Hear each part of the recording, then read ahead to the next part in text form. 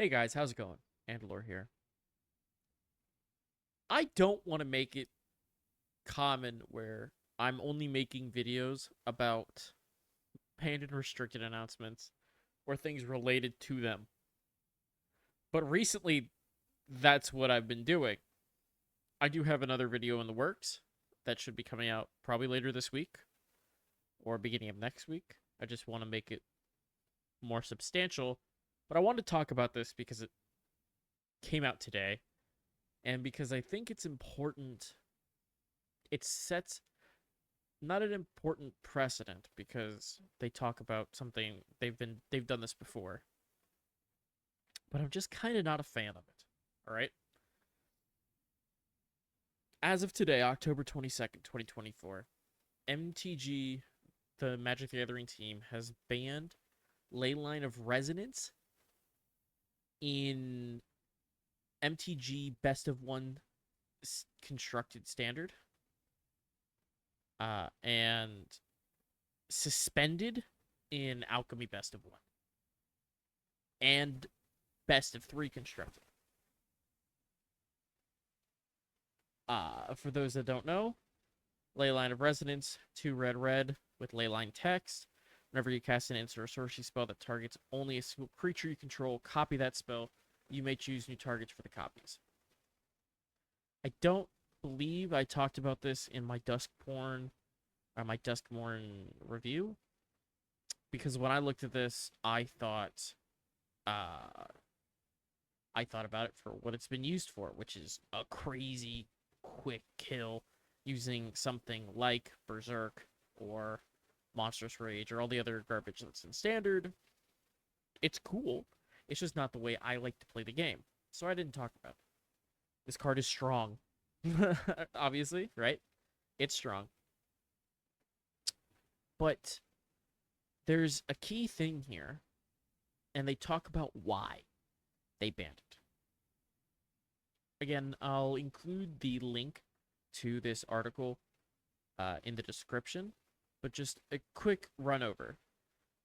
They talk about it's critical that that a Magic the Gathering game on Arena is fast and fun for both players involved. Note, it's basically through here. Uh, exactly their words. We love fast and fun Magic. This is especially true for Arena, where the guiding philosophy is fast, fun Magic for everyone, anywhere. What's critical is that it be fast and fun for both players involved. Again, those three highlighted. Fast, fun, both. Fast without fun undermines the purpose of playing the game, and this is the issue that both we and the players community have observed with Leyline of Resonance on MTGA.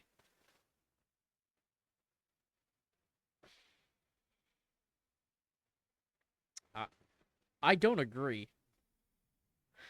Granted, it is unfun. It is unfun. And they talk about their what they did with Nexus of Fate similarly in 2019. Here's the difference. If you're losing to Leyline of Resonance, you're losing in 2 or 3 turns. In Best of One, and you go on to the next match. Nexus of Fate made long loops with no shortcut. I think they even say, yeah, made gameplay unfun through a long loop that couldn't be shortcut to the win. Leyline of Resonance has made gameplay unfun by making it so that there isn't much playing involved.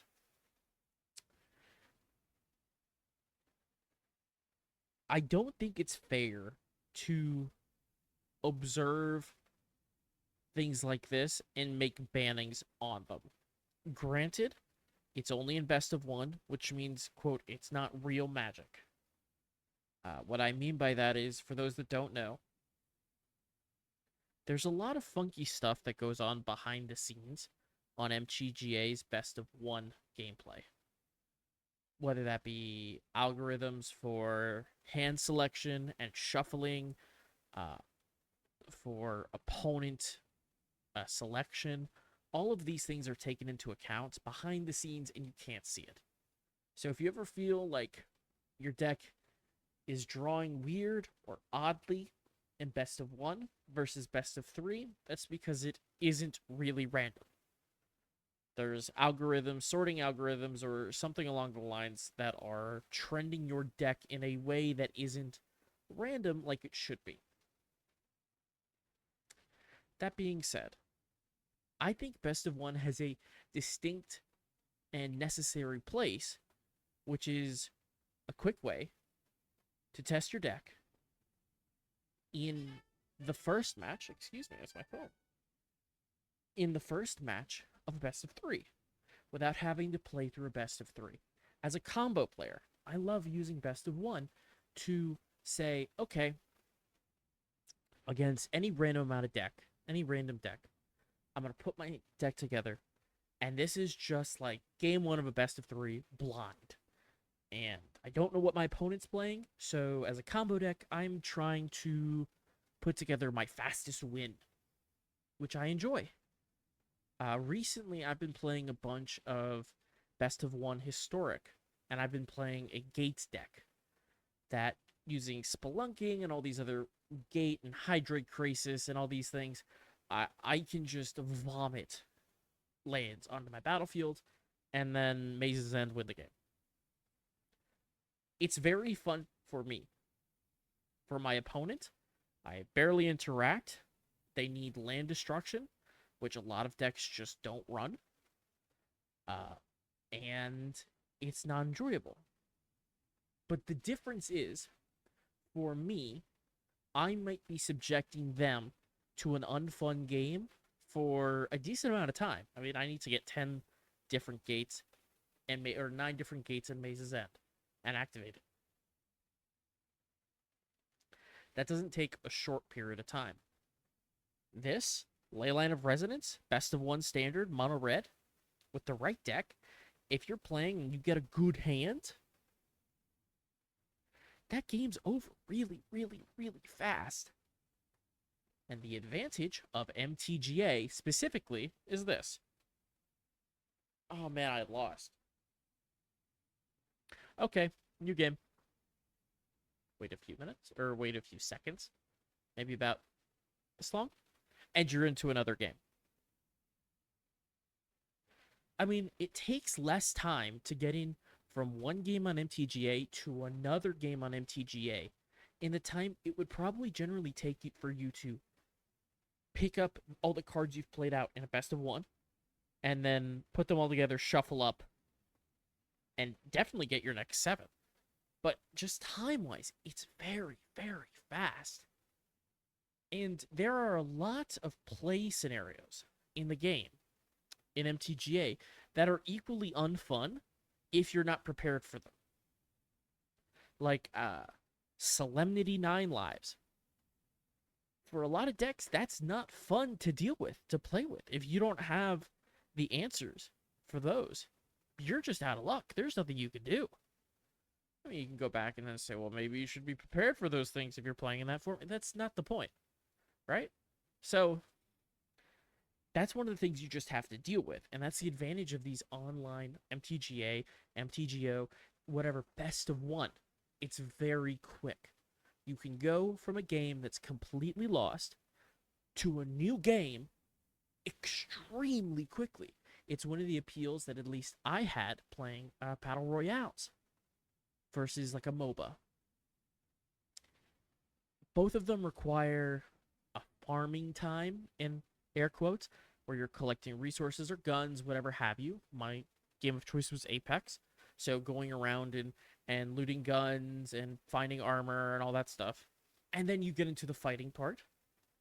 And if you lose a fight, okay, leave the game, queue up again. Go again. Go again. There's a very downtime between matches. And I think that's a good thing. And that's a real good thing about online Magic the Gathering. Yes, sometimes getting your Leyline of Resonance, in theory, should be difficult, right? Because it's 4 of 60 in your deck. So, what, that's a 1 in 15 chance? Something like that? I'm not the best with odds, but I'd say that's not bad odds, but it's not great. The issue, and the reason why it's really done in the best of one, is because of these algorithms on the back end that are adjusting and smoothing everything out.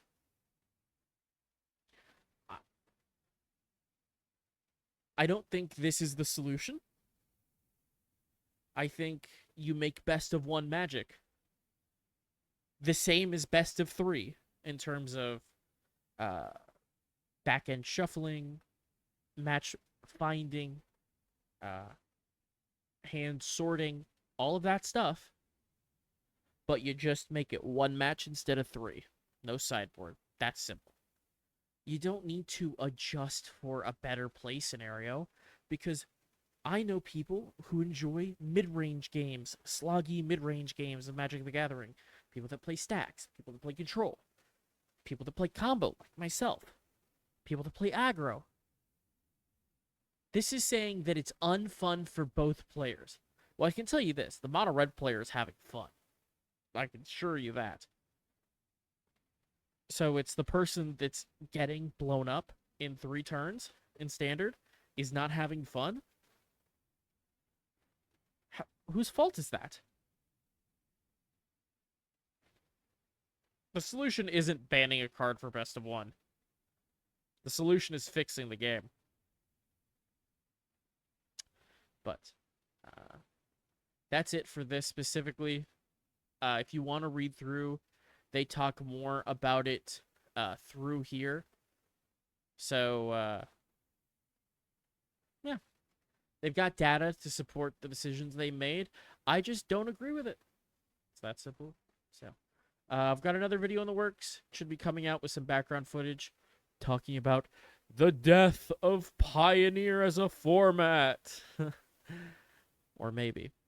So, that's it for this video, and I'll see you guys next time.